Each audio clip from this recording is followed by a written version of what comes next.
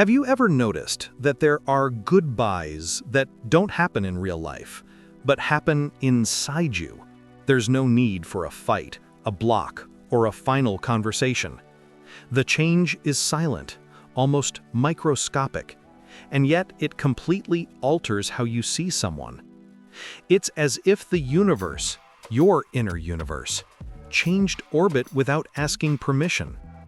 Quantum physics would call this a state transition, when something seemingly stable loses the energy that kept it bound to an old pattern. The Stoics would call it clarity, the exact moment when you see life as it is, not as you wished it were. But the question is, how do we know when this actually happened? How do you know when you surpassed someone? Real, even if your brain is still trying to convince you otherwise. In this video, you won't hear pre-prepared advice, but you will see the exact mechanism that your brain and heart activate when the overcoming process has already begun from within. Because there is a sign, hidden, discreet, inevitable, that appears long before you admit it to yourself. A quantum, psychological, and Stoic sign all at once. A sign that doesn't depend on the other person, nor on memories, nor on your will to move on. It depends only on one thing: how your emotional universe responds when that person ceases to be the center of gravity of your identity. And perhaps that sign is already happening within you right now. Perhaps you are experiencing this very invisible rupture, but you haven't realized it yet. So the question that opens this video is simple but devastating. What happens inside a human being at the exact moment when their inner universe stops revolving around another person? That's the first silent, undeniable sign that you've moved on from someone. You never realize the exact moment you get over someone. There are no dramatic scenes, no sad music. It happens silently, like a quantum transition within the atom, invisible but capable of changing everything.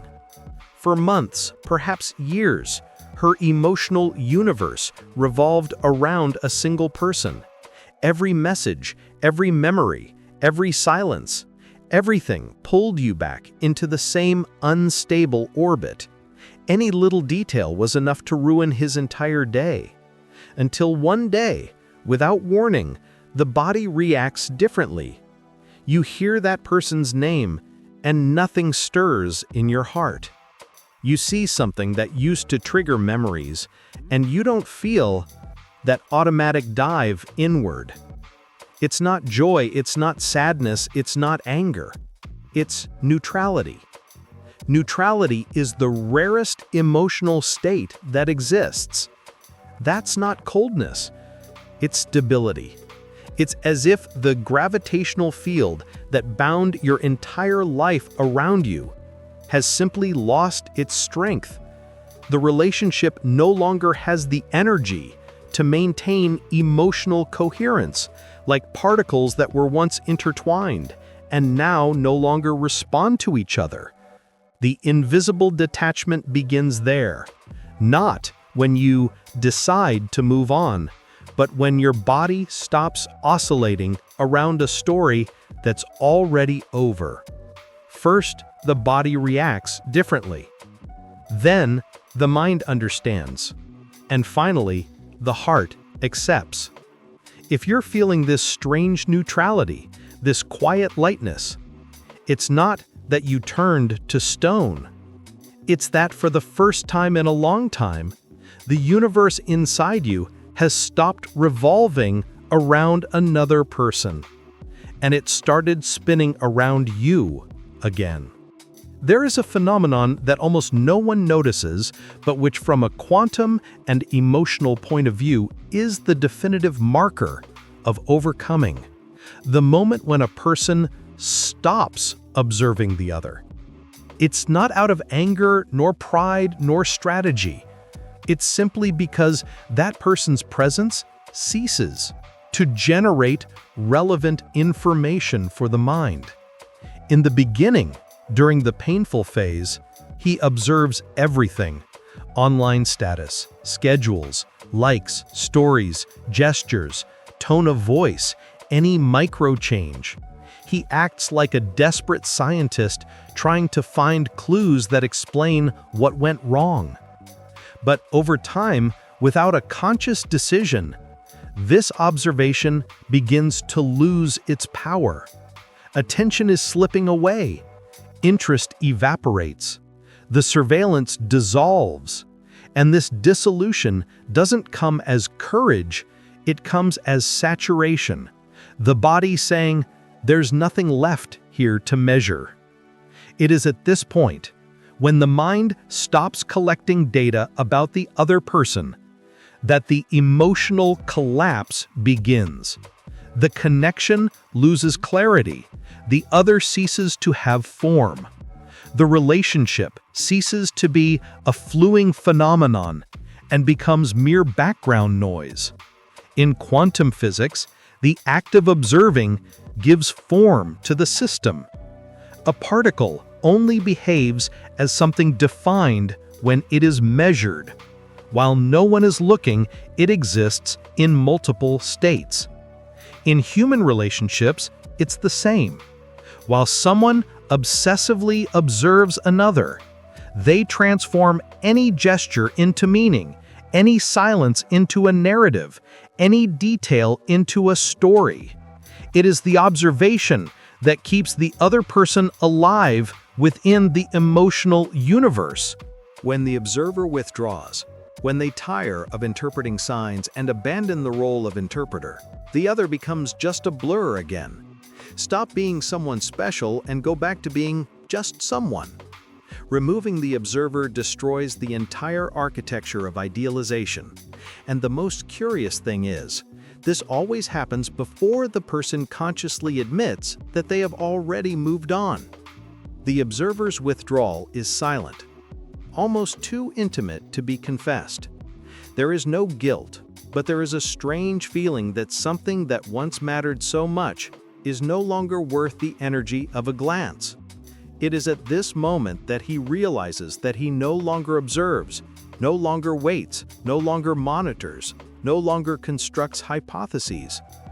Attention begins to turn back to himself. And here comes the central point of the quantum Stoic. Attention is the most valuable resource in the inner universe. What you observe grows. What you abandon disintegrates. Therefore, when someone abandons the role of observer, the bond dies. The relationship loses its shape. Overcoming challenges happens effortlessly. The proof lies not in what a person feels, but in what they no longer monitor. This is the true quantum indicator of freedom. The modern mind believes that overcoming adversity only exists when one no longer feels anything. In practice, it begins much earlier. It begins when the mind concludes that continuing to observe is pointless. There comes a point of saturation where the body refuses to nurture expectations.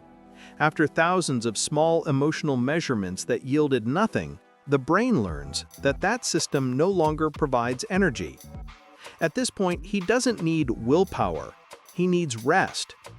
This rest comes disguised as disinterest. It's not contempt, it's economy. It's the brain shutting down a failed experiment and recording it's no longer worth observing. From a Stoic point of view, this withdrawal is the pinnacle of practical wisdom. Obsessively watching someone is trying to control what was never under control: the other person's attention, the other person's love, the other person's reciprocation. When a person stops observing, it's not just emotion, it's intellectual surrender. Deep down, she understands that nothing she does will change the outcome, and this understanding is liberating. She abandons the vigil. Abandon the attempt to predict the unpredictable. Abandon the fantasy that you can manipulate the external universe. and she begins to turn her gaze to the only place where she has ever had control, herself. This redirection is both quantum and Stoic. It reorganizes internal energy and redefines the center of gravity of emotional life.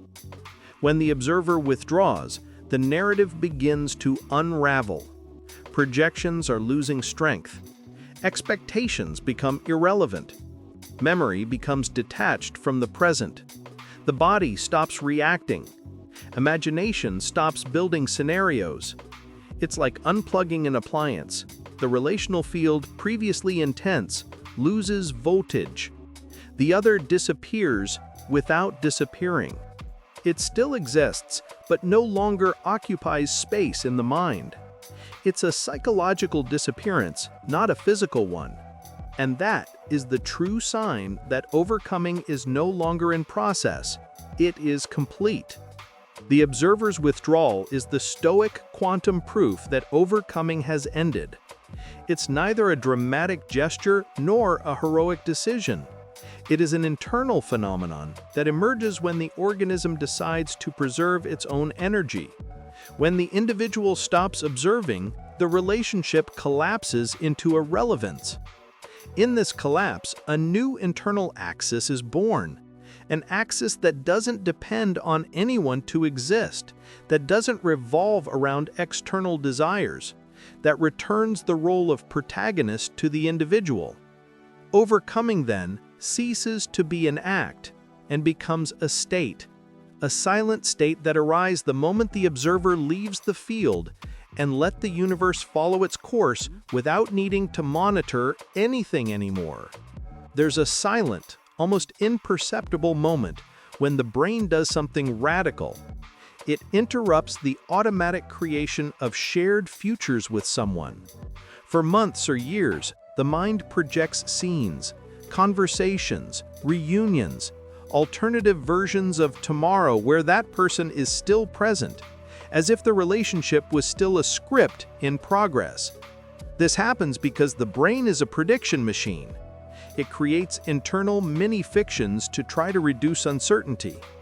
But there comes a point of emotional and energetic saturation where this mechanism simply recalibrates. There are no fireworks, no catchy phrase, no poetic ending. It's a silent and definitive collapse of the emotional wave function. In the language of quantum physics, it's the moment when a particle ceases to exist in several possible states and assumes only one. In Stoic language, it's the instant when you regain control over your own mind. Neurologically, it's when the internal networks stop simulating a we and start simulating only I again. It's not forgetting, it's like switching timelines, as if the brain stopped editing the same movie and started another one from scratch. This shift in timeline isn't just psychological. The body feels it first. The nervous system, after weeks in a state of expectation, enters another mode. Anticipation decreases, micro-tension disappears, subconscious vigilance drops. When the brain stops projecting futures with someone, it saves electrical and metabolic energy.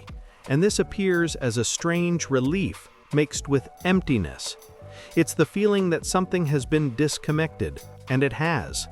At the quantum level, each possibility you nurtured functioned as a virtual state, requiring mental energy to stay alive.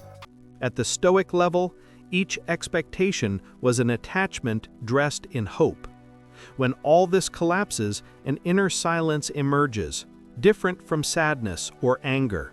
It's space, a space that was previously occupied by futures that never materialized. It's the kind of space a Stoic would call a return to what exists, and a physicist would call a reduction of interference. The shift in timeline becomes evident when the emotional trigger loses its power. Before, any place, song, or word would trigger internal waves and instantly change your state. The brain would search for patterns and complete the automatic simulation. This reminds me of her. This would be perfect with him here. After the timeline shift, the triggers continue to exist in the external world, but the internal response no longer occurs. It's as if the electrical bridge between the stimulus and the memory has been switched off. This is concrete proof that you've changed timelines. You live in the same world, but without the detour that pulled you to the past or to a future expectation. It's a new script running, with different associations, different centers of gravity. In quantum terms, it's changing the initial conditions of the system. In Stoic terms, it's separating what happens from the story you told yourself about what happens. The brain creates futures with someone because it needs narrative continuity to feel secure. We are biological storytellers. However, when emotional clarity arrives, this narrative loses consistency.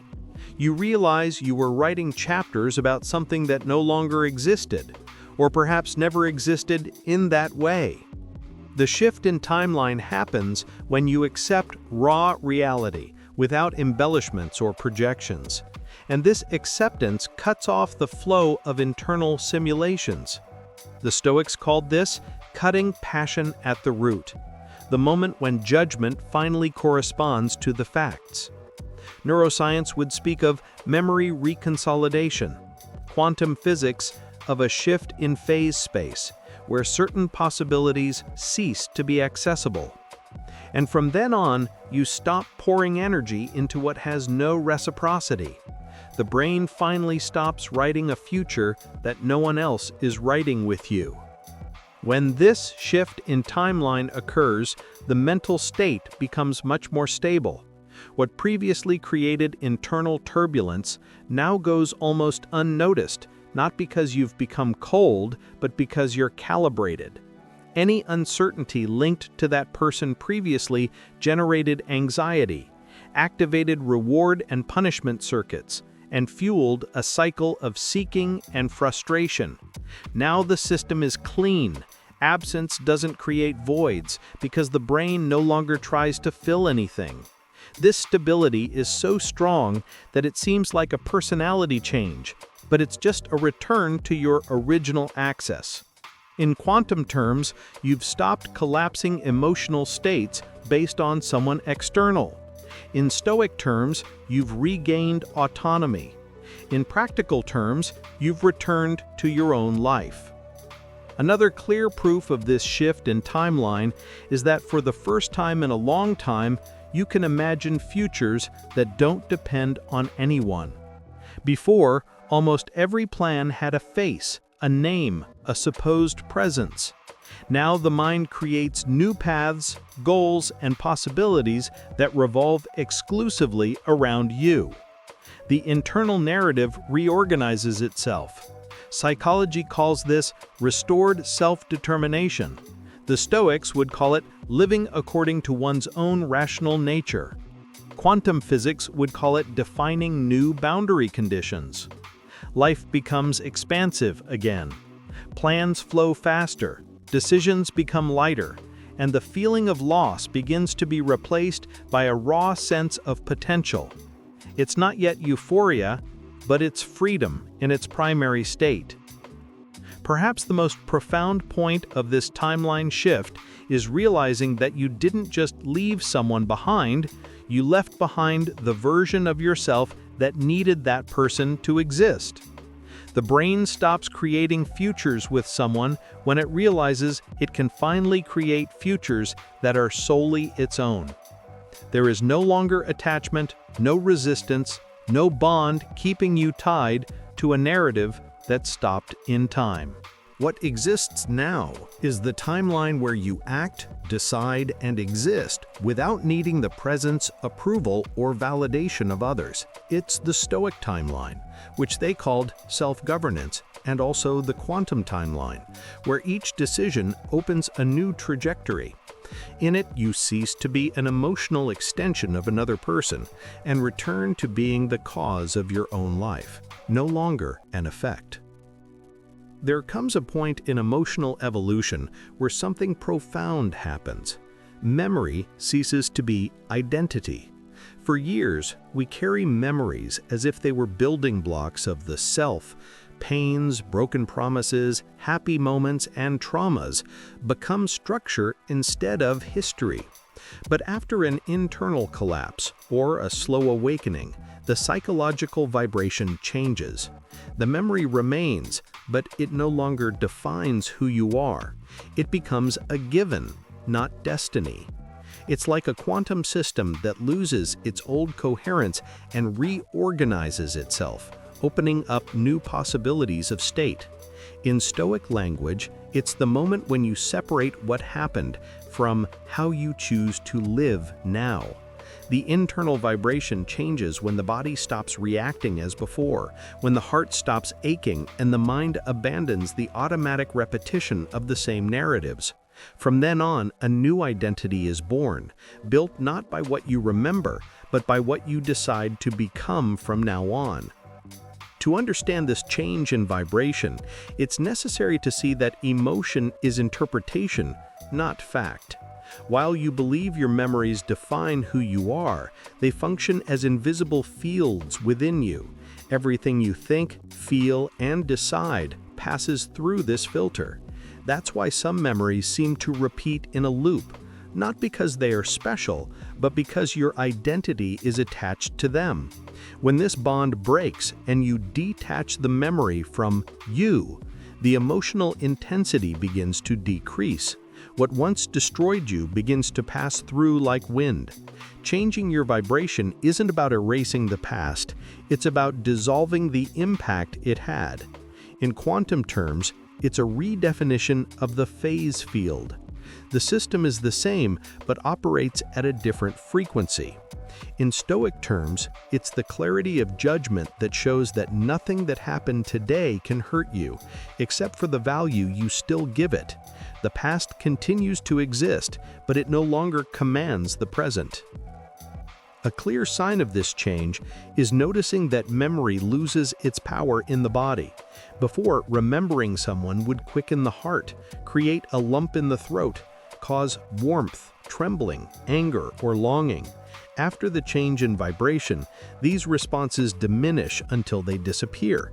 It's not coldness, it's physiological maturity. The body stops interpreting that memory as a threat or loss. Neuroscience calls this emotional reconsolidation. The memory remains, but the meaning is re-edited. In quantum language, it's altering the wave function without changing the particle. The data remains, the behavior changes. For the Stoics, it's a sign that passion has lost control. The memory becomes a file that you can open and close without it determining your internal state. You stop living as a reflection of an old story and start living in a present body, aligned with the now.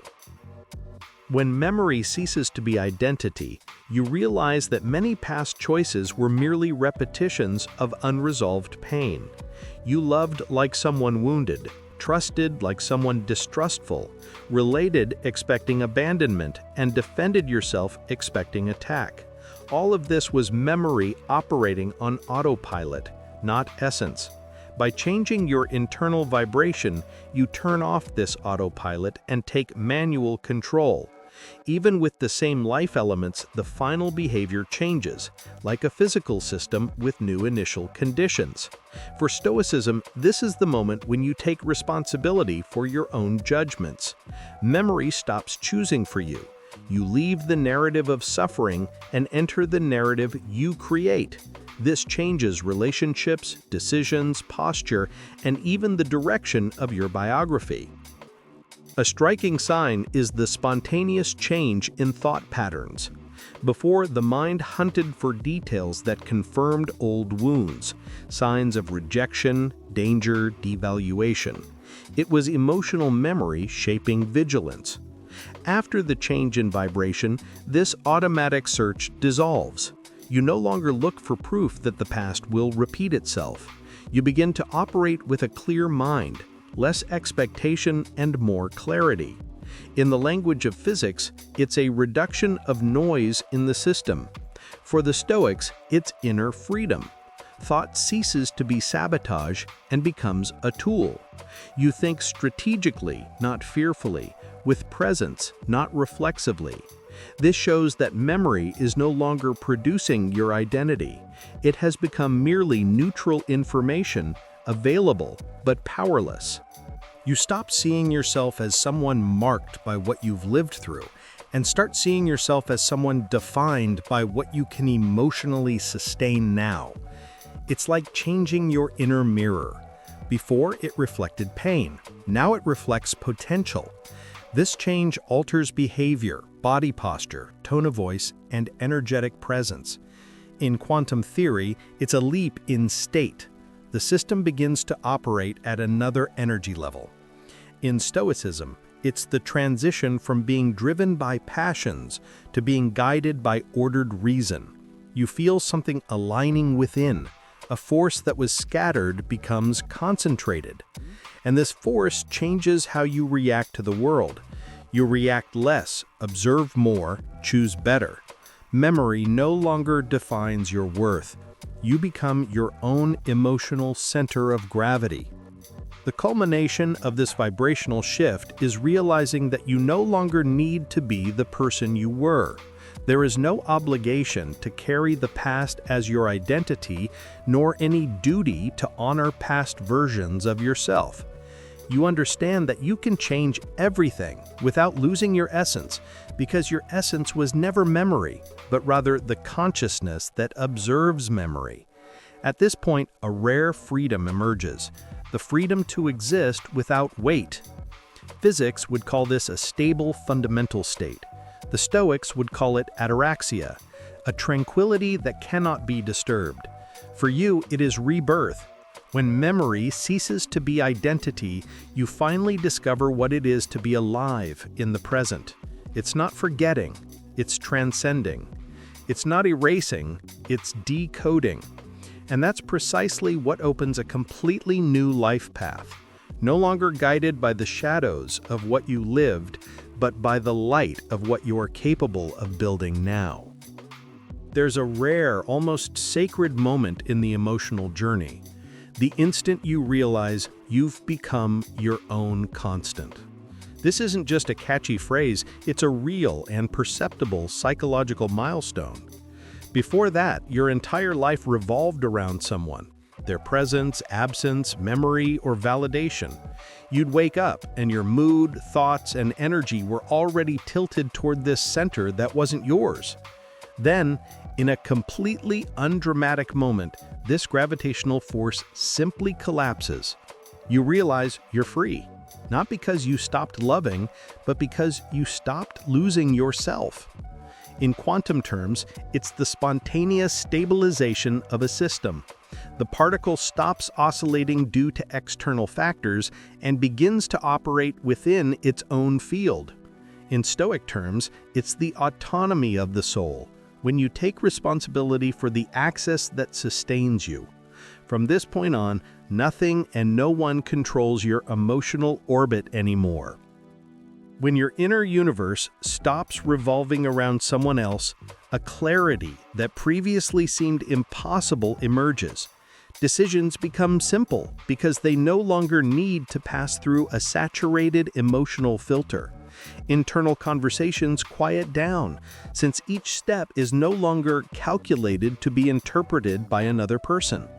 The energy, previously leaked outwards, returns to the center.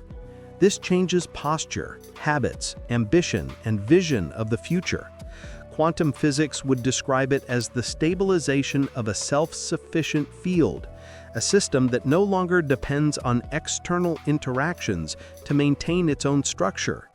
The Stoics would say it's the moment when you finally start living what you control, instead of living chasing what you would like to control. None of this happens explosively. It happens in the form of deep rest after years of noise. It's when you feel simply, I've returned to myself. The way you read the past also changes. When your universe still revolved around someone, any memory had the power to shift you. An old message, a place, a smell, a song was enough to ruin your day. When you become your own constant, these memories lose the ability to alter your state.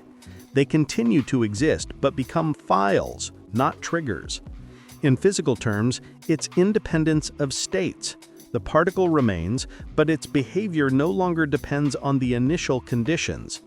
In Stoic terms, it's the mature separation between fact and judgment. What happened is only what happened. You are not obliged to relive it. This is one of the clearest signs that you have become the center of your own emotional universe. Nothing external has the power to pull you off your internal axis. You begin to live in what is, not in what was. A striking change appears in how you distribute your attention. Before, any external fluctuation, a message that didn't arrive, a like that didn't come, a different look, was capable of ruining your mood. Your mind operated in reactive mode, always responding to what came from outside. When you become your own constant, attention ceases to be a hostage. You consciously choose where to place your focus, time, and energy. Physics would call this internal phase control.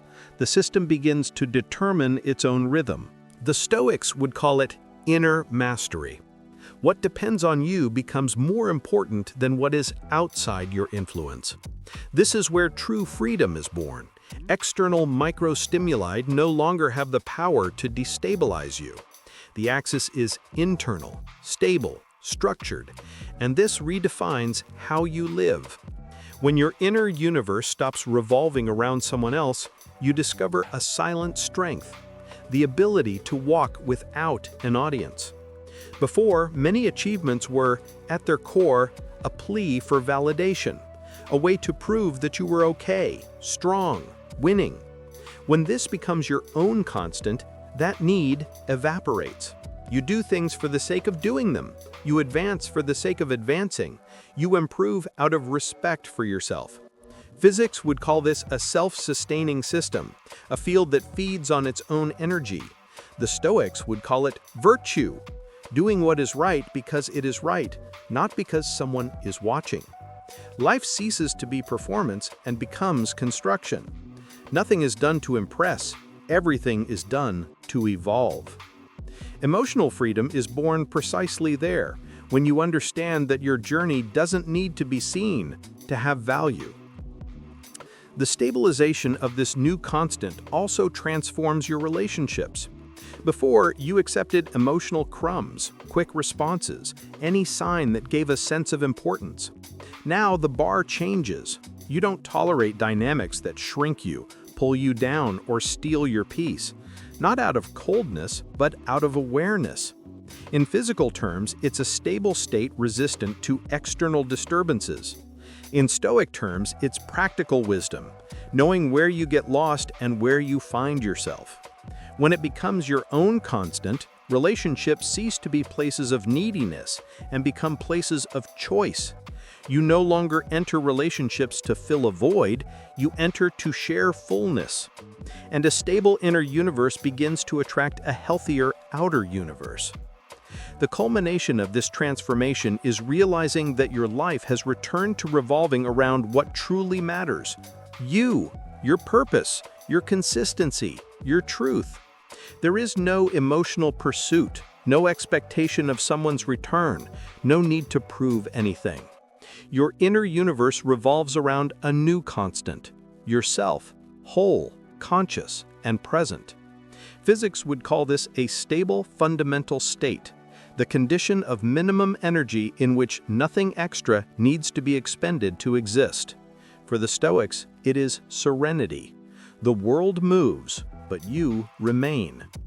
When this constant forms, everything around you reorganizes itself. Relationships, choices, ambitions, routines, and even silence. It is here that you understand that overcoming someone is not about forgetting them, but about returning to the center of your own orbit. Nothing is more powerful than this return to your own axis. Overcoming someone has never been about forgetting, winning, replacing, or proving yourself. It's always been about returning home to your inner self. Human beings don't become free.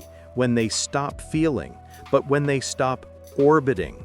When they understand calmly and definitively that no heart deserves to be the center of gravity of another, and that life doesn't happen around someone else, but through oneself.